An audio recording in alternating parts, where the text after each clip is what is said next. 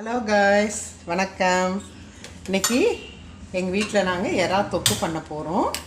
அதுக்கு மண்பானையில் வச்சு செஞ்சோம்னா நல்லா டேஸ்ட்டாக இருக்கும்.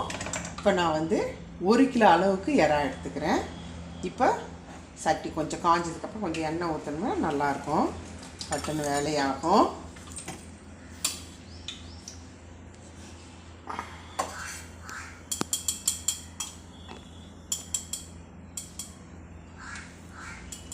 நான் 1 கிலோ அளவுக்கு எண்ணெய் எடுத்துக்கிறேன். இது 1 கிலோ அளவு செய்கிற அளவுக்கு நான் மரச்செக்கு எண்ணெய் நாங்களே வீட்டில் போட்டு ஆடுறோம். மல்லாட்டையை வாங்கி ஃபஸ்ட்டு குவாலிட்டி மல்லாட்டையை வாங்கி நாங்கள் மரச்செக்கில் ஆடித்தரோம். வேணும்னா இந்த நம்பருக்கு காண்டாக்ட் பண்ணிங்கன்னா நாங்கள் கொடுக்குறோம். எண்ணெய் நல்லா காஞ்சதுக்கப்புறம் எண்ணெயிலே வதங்கணுன்றதால கொஞ்சம் நான் நல்லா எடுத்துக்கிட்டேன்.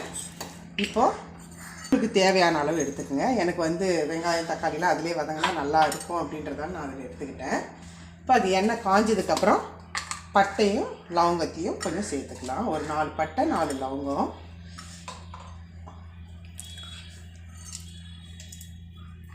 காஞ்சதுக்கப்புறம் நம்ம போடணும். எண்ணெய் காஞ்சிச்சிங்க. இப்போ நம்ம பட்டையும் லவங்கத்தையும் இப்போ போட போகிறேன். அது பொரிஞ்சு வருது. கொஞ்சமாக ஜீரகம் சேர்த்துக்கணும். ஜீரகம் அது பொரிஞ்சு வந்ததும் நம்ம வெங்காயம் சேர்த்துக்கணும். ஒரு பெரிய வெங்காயம் நறுக்கி வச்சுருக்கேன் நான். இப்போ நான் வெங்காயம் சேர்த்துக்கிறேன். நல்லா காஞ்சதுக்கப்புறம் போட்டோம்னா நல்லா பட்டுன்னு வதங்கிடும்.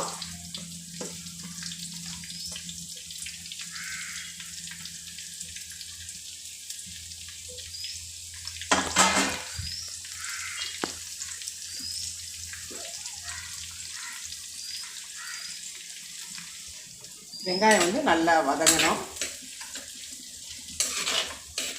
நல்லா பொடியாக அரிஞ்சிக்கிட்டோம்னா சீக்கிரமாக நல்லாயிருக்கும். தொக்கும் நமக்கு தேவையான அளவு கிடைக்கும்.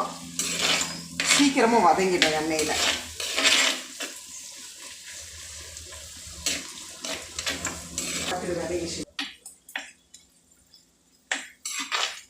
இன்னும் கொஞ்சம்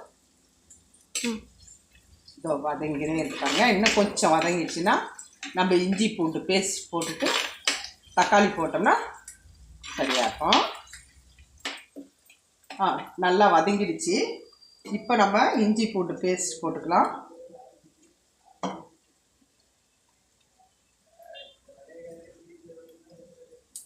இஞ்சி பூண்டு பேஸ்ட் போட்டாச்சு. நல்லா வதங்கிடுச்சுன்னா நம்ம இப்போ தக்காளி சேர்த்துக்கலாம். வெங்காயம் 6 எடுத்திருக்கேன். அதே போல் பெரிய தக்காளியும் ஒரு 6 குட்டி குட்டியாக நான் அரிஞ்சு வச்சுருக்கேன். இப்போ இதையும் போட்டு நல்லா வதக்கிக்கலாம். நமக்கு அந்த சமாளவும் எடுத்தோம்னா தான் நல்லா தொக்கு நமக்கு கிடைக்கும். இப்போ அதே போல் வெங்காயம் வதங்கின மாதிரியே இதுவும் நல்லா மசிஞ்சு வர மாதிரி நல்லா தக்காளியும் நல்லா வதங்கணும்.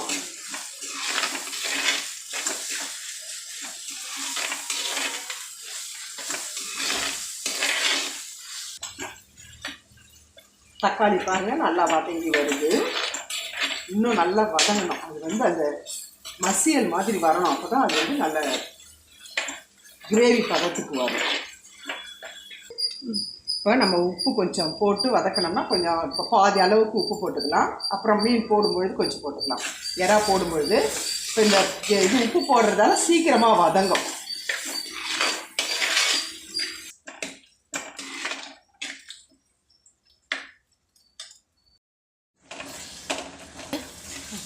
நல்லா தக்காளி வதங்கி வந்துடுச்சிங்க. இந்த நேரத்தில் நம்ம எறா போட்டுக்க போகிறோம். எறா இப்போ போடுறேன்.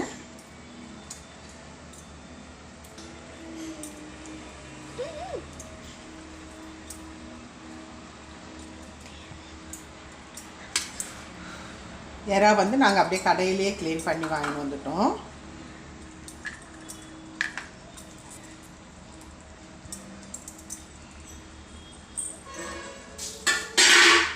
நல்லா ஒரு 5 நிமிஷம் இதில் வதக்கி விட்டுக்கலாம். இந்த வெங்காயம் தக்காளி தொக்குல இது தண்ணி விடும். அந்த தண்ணி விட்ட பிறகு தண்ணி வர வரைக்கும் நம்ம கொஞ்சம் நல்லா வதக்கணும். தண்ணி விடும் நிறைய.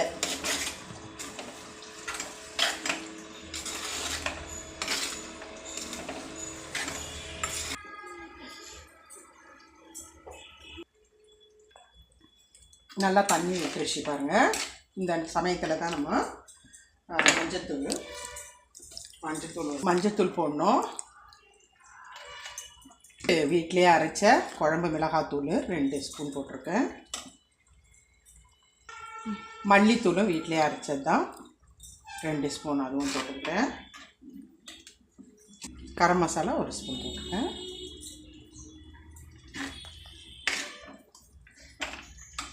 கருவேப்பிலை போட்டாச்சு.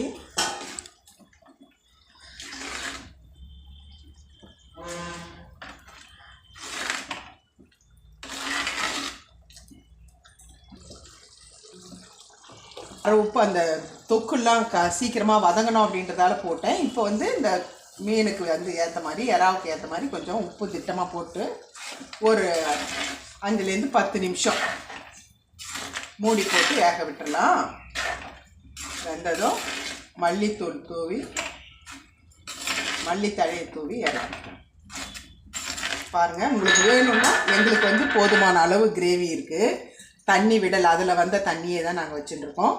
இப்போ உங்களுக்கு கிரேவி எக்ஸ்ட்ரா வேணும் அப்படின்னு சொன்னால் தண்ணி கொஞ்சமாக ஆட் பண்ணிக்கோங்க. எங்களுக்கு வந்து இது போதுமானதாக இருக்குது, அதனால் நான் தண்ணி விட்டுக்கல.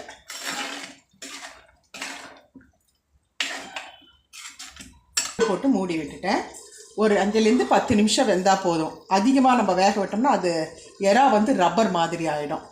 அந்த டைம் நம்ம அந்த 5 to 10 நிமிஷம் வேக விட்டு நம்ம எடுத்துக்கணும்னா இறா வந்து சாப்பிட்றதுக்கு டேஸ்ட்டாக இருக்கும். நல்லா சுருண்டு வதங்கிடுச்சு, போதுமானதாக இருக்குது. இப்போ நம்ம மல்லித்தழையை வந்து நான் கட் பண்ணி வச்சுருக்கேன், அதை தூவிட்டு ஒரு கலரி விட்டு நம்ம அப்படியே இறக்கி அப்படியே சாப்பிட வேண்டியதுதான். இட்லி தோசைக்கும் நல்லாயிருக்கும், சாதத்துக்கும் நல்லாயிருக்கும். உங்களை போட்டு சாப்பிட்லாம்.